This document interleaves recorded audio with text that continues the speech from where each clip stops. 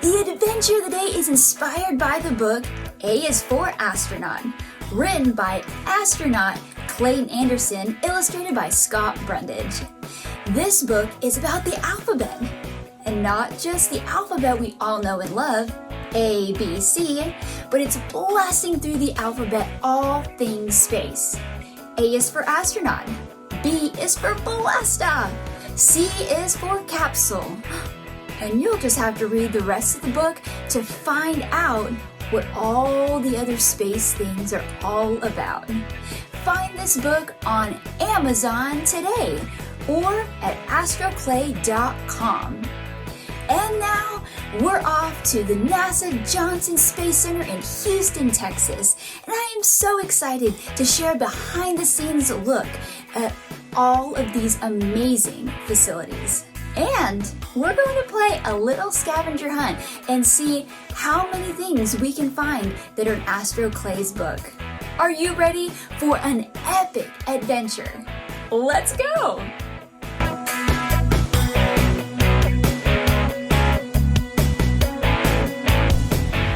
So excited today. We are here at the NASA Johnson Space Center, and with me is Aaron Andrews, spacesuit expert. Aaron, I am so excited to be here today. Likewise, thank you so much for having me, and I can't wait to show you all around. This is a once-in-a-lifetime behind-the-scenes experience, not the museum tour. This is actually where Aaron and her whole team of all the NASA employees actually work every day, guys. This is so special. And our first stop is Mission Control. Are you guys excited and ready to see Mission Control?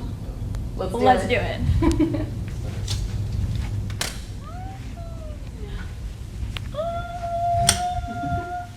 Oh, my word. This is awesome.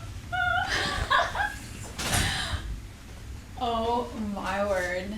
And all the different all the crew astronauts. And not even just US astronauts, we've had the Russian cosmonauts, Japanese, Canadian, European, and there's probably more, but yeah, everybody at some point comes through here. First, originally it would have been built back in the late 60s. So this is, okay, yeah, we're on the right floor. Good. So where we're about to go in is the living room of the Mission Control Center for the International Space Station. It's like something else when you see it in movies. Right? We're gonna go check it out in real life. Exactly. Follow me. So right now, currently these are the astronauts and cosmonauts on board the International Space Station. So this gets updated anytime a crew comes home or a crew comes up.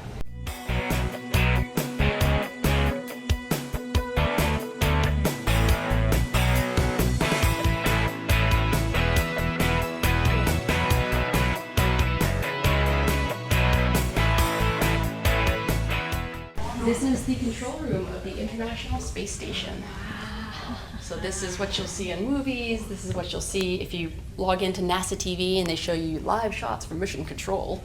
It's right here. In fact, it's usually that camera up in that corner that you'll see on TV that's feeding this angle. So this is where everything happens, all the major decisions. The person right there, that woman in the middle of the room, she is the flight director. She is responsible for every decision that gets made and called up to the International Space Station. She is legally responsible for a $100 billion multi-international asset. So she takes her job very seriously. Wow.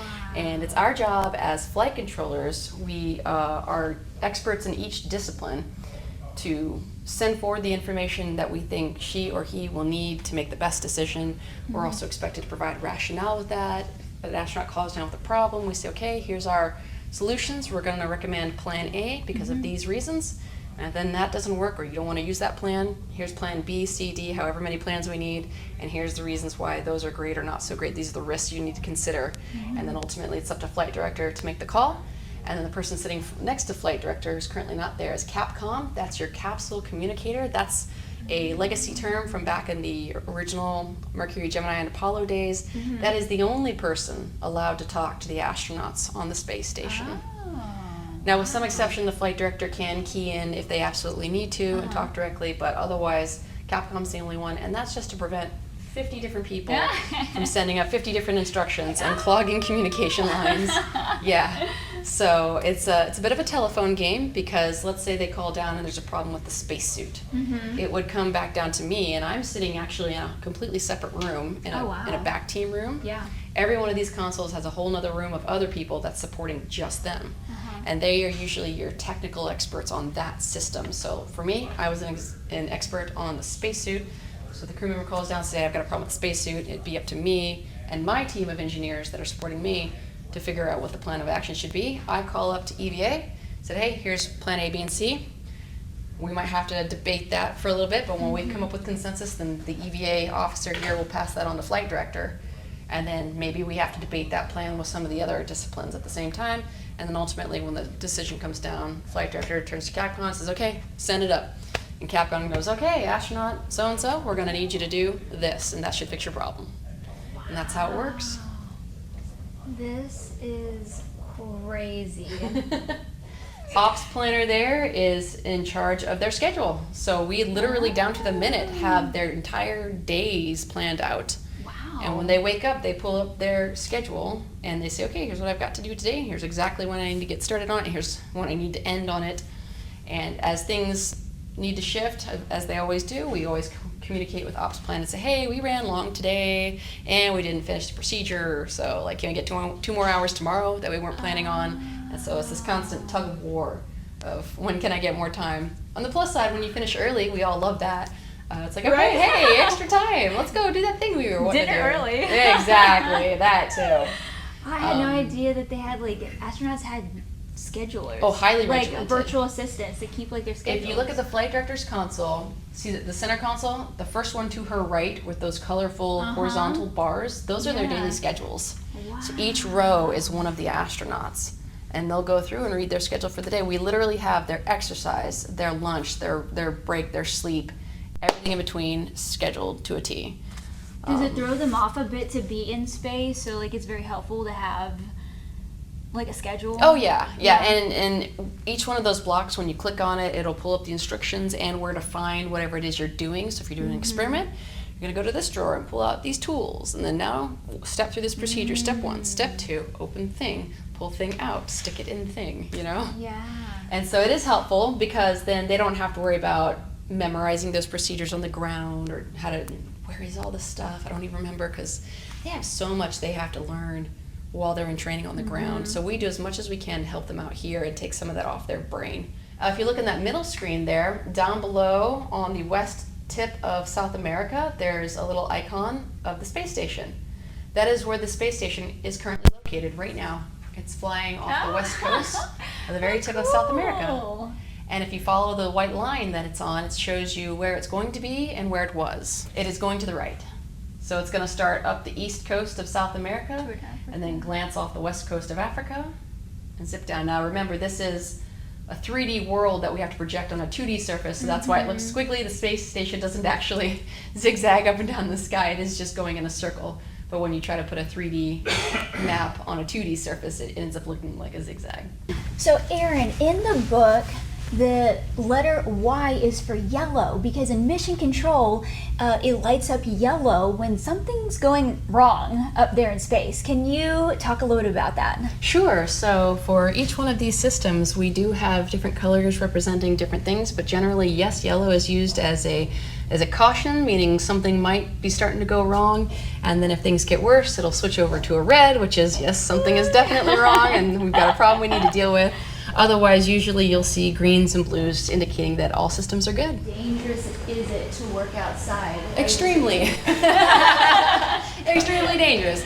We don't like sending our astronauts out there. If we can avoid it, if possible, we try to do things robotically. So like in these pictures here, this is a robotic arm coming out. And we have a few different types of robotic arms available on the space station. But if it is something that only a really human being can do, that's when we send out the astronauts. But yes, it's extremely dangerous. You've got space radiation you have to worry about. The temperatures are plus or minus 200 degrees, whether you're in the sunlight or the shade.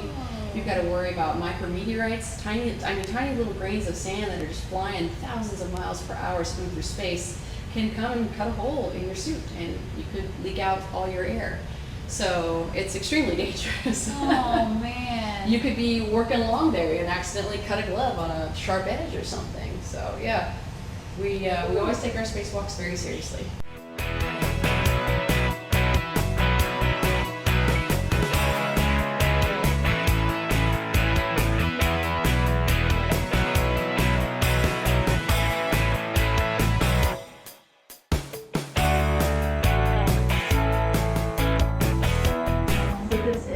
Historic Apollo control. This was the control center when we were landing on the moon. Not a fake, not a mock-up, not some Hollywood set. This is the room. Presidents and foreign dignitaries have sat in this room that you're in now on these chairs.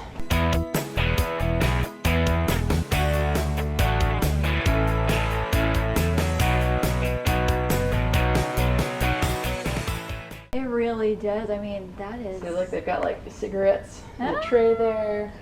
Coffee cups, they've got their manuals flipped open to a certain page. They really wanted this room to look like that everybody just got up and left on break and that they're due back any minute.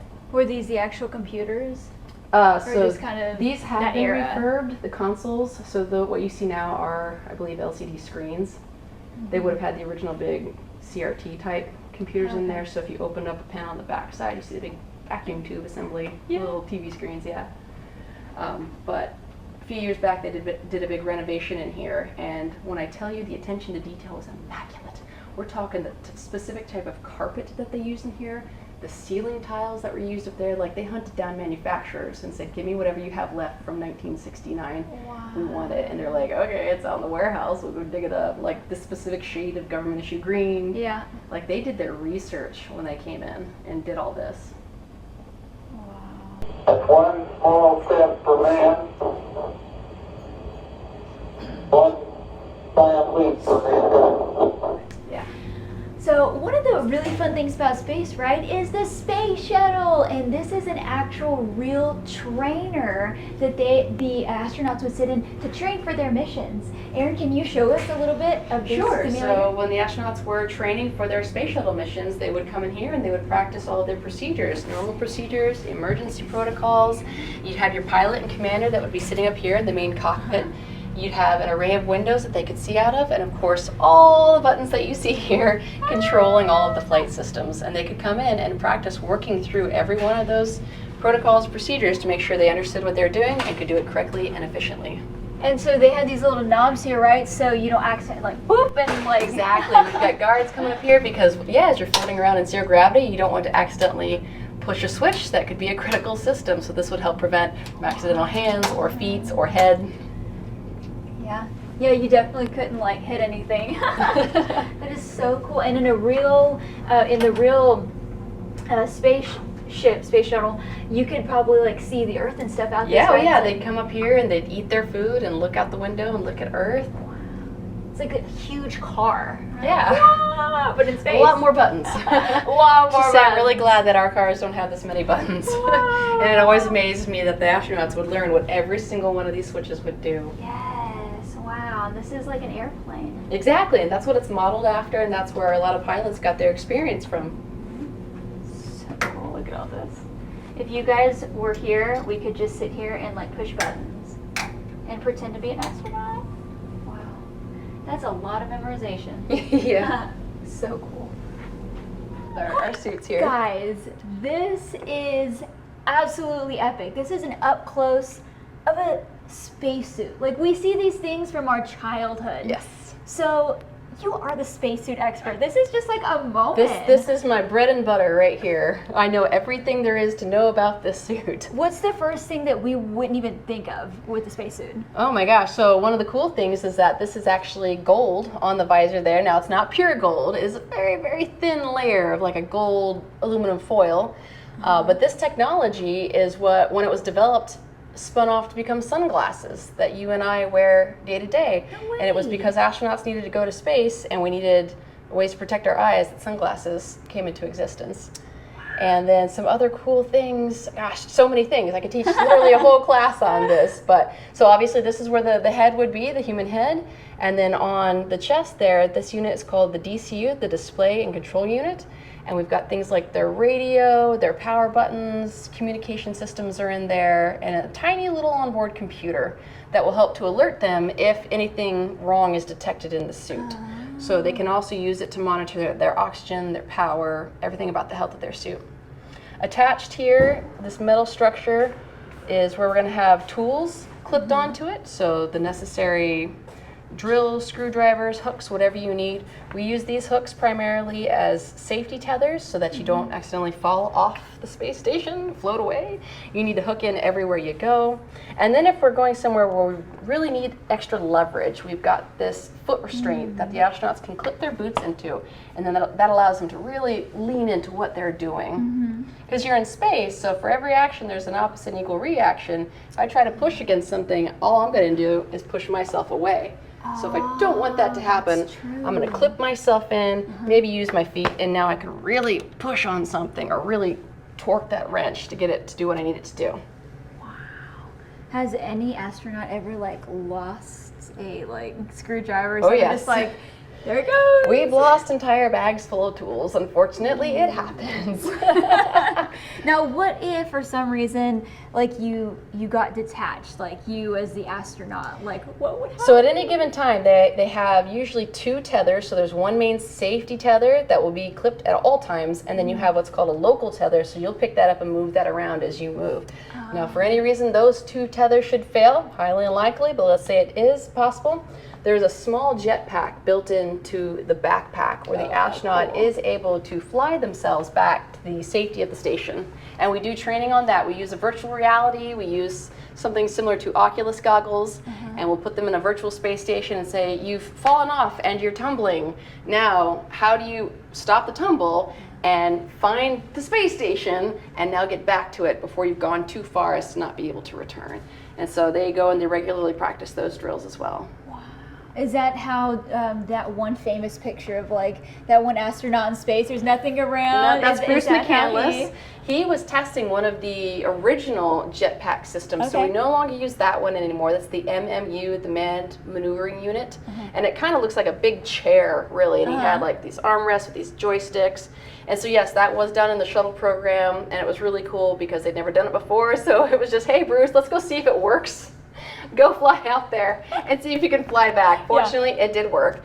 But with the shuttle, it was much more maneuverable. So for any reason you came detached and spun off, the shuttle could come get you. Now the ISS, we cannot. We can't swoop down the ISS and get you. So that's why they scaled down that big MMU to what's called a SAFER now. It's a Simplified Aid for EVA Rescue. SAFER.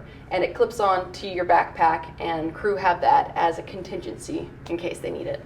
So cool. Yeah. Well, what are some of these other mock-ups? So this looks like just a workspace inside the ISS. So she's pulling out something from, looks like maybe a Melfi drawer. In fact, here we go, the Melfi, the minus 80-degree laboratory freezer unit. So she's doing science and work inside the ISS. So crazy to think that you have to hold on to everything you're doing. Exactly. Handrails, and you'll see them usually tuck their feet into it. They can tuck their feet into those blue handrails as well to give them some stability. Yeah, you take gravity for granted here on the ground, but if you think every time you go to try to lift something, pull, push, twist something, without gravity, instead of that bolt twisting, you would twist instead, because the moment you experience resistance, now you're the one who's less resistive, and so you're just going to spin. And so we do a lot of training with the crew so that they learn how to brace themselves properly. So like if they want to use that electric drill they have, they need to learn how to get 3 points of contact, brace yourself, hold that drill up against your body, and then zzz, and then it'll spin. Otherwise, I'm going to spin when I try to do it. Oh, mercy. Yeah, it's enlightening the first time you do that and be like, oh, right, that's what happens in space. Because you take it for granted here. So this is like a takeoff. So this would be your launch and entry suits, the pressure garment assemblies. So these were meant only for launch and re-entry, not spacewalking. That's interesting. So are they orange like this too, or blue, or like a different color than the white ones? So these are the original shuttle ones, the shuttle version of it. And yeah, just orange for high visibility. in the event you'd have to abandon the shuttle out over the ocean. If it's launching out over the ocean and for any reason you need to jump off an abandoned ship because it's about to explode, you're gonna land in the ocean and they want you in orange so they can find you. So on the this is the part that would touch your skin, the most inner layer of the suit and glove. Oh wow, like a netting. This mixed with this, it looks like you're wearing long underwear. It's called your liquid cooling and ventilation garment. And so it's this material with all these little hoses sewn into it, zigzagging through. And water, cold water, is going to circulate through these hoses and help to cool you off. And it is the most wonderful thing. It feels so good. It works very well. This is your pressure bladder. This is the actual balloon-like material that's keeping all of your pressure and oxygen inside your suit. If you get a cut in that, that's a bad day in space right there, because then it's going to leak out through there. Now, because you blow something up and then you put it in space, you don't want this to swell. If you think like when we put balloons up in the sky, they only get so high up in the air before they and then pop. You don't want that to happen in space. So they have a restraint layer, and that's like a webbing that goes around this to keep this from swelling too big and popping. So that'll control it. And then this is a special liner for micrometeoroids. So this is really difficult to puncture and tear. And then you've got thermal insulation here, and also help against radiation protection. And it's aluminized mylar. And then same thing out here, it's also a thermal layer. White will help keep you cool, keep the sunlight off of you, and it's also a nice thick fabric to help prevent against micrometeorites and sharp edges from catching on you. So these are all make up the layers of a spacesuit.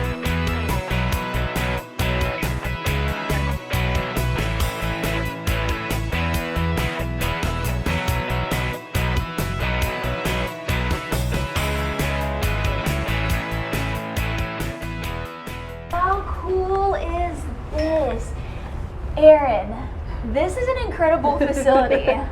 Guys, this is a fun place to be. Can you tell us about it? Okay, so what you're seeing here are full-size mock-ups of the habitable components of the International Space Station. And it's primarily all on the US side. We do have some of the Russian components, but over in Russia they have the same version of this building over there. And so when we do send our astronauts for training, they'll go over there to get the more in-depth training. But over here, we've got the Destiny Lab, which is where they're going to be doing a lot of the science. We've got Harmony. Columbus was the European Space Agency's contribution to the ISS, so that was the module that they built. Opposite over there, both the horizontal and vertical piece were built by Japan, the Japanese Space Agency. And again, it's a big lab in there, and then that component sticking up on top there is kind of like a big storage unit where we can put a lot of extra supplies. And yeah, the crew come here and they do practice. So they'll practice with maybe a specific discipline. They'll come do emergency procedures. We've got maybe a fog machine, so we'll use to simulate something is on fire. What do? You come into the component here, the module, and you see smoke. What do? We even have these little fake flames that we'll put out, be like, this thing's on fire. What do? Get your mask on, alert the crew. And then, of course, my favorite component, but of course I'm biased, is the airlock right here. So both this big vertical piece and then this horizontal piece sticking out, that's all part of the airlock. And this is where we do a lot of our EVA training with our spacesuit right down there. So the crew comes, and this is the first time they're going to get hands-on with the training spacesuit to learn how to take it apart, put it back together, how to operate it, how to clean it. And they'll practice those procedures inside that big component there. And think of it as like the locker room. So on EVA day, when you're getting ready to spacewalk, you're going to come in that room first, turn on the suits, get them ready to go. You're going to put on an oxygen mask. They have to breathe pure oxygen for a certain amount of time before they can get in their spacesuits. And that is to prevent decompression sickness when going out into space. And that is whenever you're changing pressure on your body, there's a risk that bubbles could form in your bloodstream and cause a lot of problems. You don't want air bubbles floating around inside you. So to help prevent decompression sickness from happening, they have to go through this whole protocol on how to get ready to go spacewalking. And a lot of that entails just breathing on an oxygen mask for a while. And then they get in their suit, close and snap everything together. And then the two that are going to go spacewalking come into this horizontal section right here. And then there's a door that separates this piece from the bigger piece. And once that door is closed, this whole section is taken down to vacuum. They suck out all the air, so you are officially breathing in your spacesuit. And then you can't see it, but underneath, pointing up, is the door, the hatch that they would open to actually get out and start walking along outside the International Space Station. Wow. So you are a spacesuit expert. What is one of the first things we should know about a spacesuit? One of the first things you should know is they are very tight and uncomfortable, and that means that they're fitting correctly. Okay. Spacesuits are not the easiest thing to work in just because of the nature of working in space. You have to have a pressurized environment around you to keep your body safe, but that also means you have to work against that pressure to move. So spacesuits are very large and bulky, and it can be very difficult to work with small tools or fine finger tasks. Because think of like wearing ski gloves. If you've ever had any experience wearing really thick mittens or ski gloves, how hard it can be to undo a button or a zipper, tie your shoelaces. Same thing applies with a spacesuit. So they're not easy to work in, and that's why we do lots and lots of training so the crew can get very familiar with how to work with the suit and not against the suit. What is the pack on the back? Is that oxygen? Yes, it's called the PLIS, the Primary Life Support System. So that's going to have 2 tanks of oxygen. It's going to have their water tanks that we use to help cool the astronaut. It's going to have their communications, the battery for their suit to power everything, and then it's also going to have their carbon dioxide scrubbing cartridge so that the atmosphere inside the suit can get recycled. We scrub out all of that carbon dioxide, and so they're just breathing pure oxygen. Now, how long, when somebody's going to go out on a spacewalk, how long does it take to get dressed, right? About 4 hours total to get dressed and get ready to go. Like I said, they have to spend a lot of time breathing pure oxygen, and then just getting in the suit, it takes a minute. And there are many layers that you have to work your way and kind of build up through. And so yes, it's a long process. By the time they're out the door, half the day is already gone, and they have just now started to work. And then on average, a spacewalk, anywhere between 6 and 7 hours typically, sometimes maybe a little longer, of actually out there working, doing your thing. And then when you come back in, you got to kind of reverse that whole beginning protocol. You got to take the suit off, and that can take about another hour and a half or so to finally get out, be done, and you're done. Go grab a drink and a meal. So yes, spacewalking days are very long days. They're very tired when they're done. We've also got our lunar rovers here. I love that. That's like the new age lunar rover, right? Astrolab. Astrolab, yep. We've got lunar rovers and lunar buggies that are being tested here. It looks like one of those like 1900 cars, Yeah. but like modernized for the moon. So neat. So are mainly like engineers in this training facility, or is it scientists too? Both. Yeah. I mean, I'd say the majority is engineers. We spend a lot of our time here, but definitely scientists too, and interested parties. Aaron, this has been the most incredible tour of NASA. Thank you so much for taking me and my viewers on this incredible tour. It was my absolute pleasure, and please come back anytime. Thanks so much for joining us for this episode on Book Days. Now be sure to subscribe so you don't miss any of our upcoming episodes, and we'll see you next time. Bye!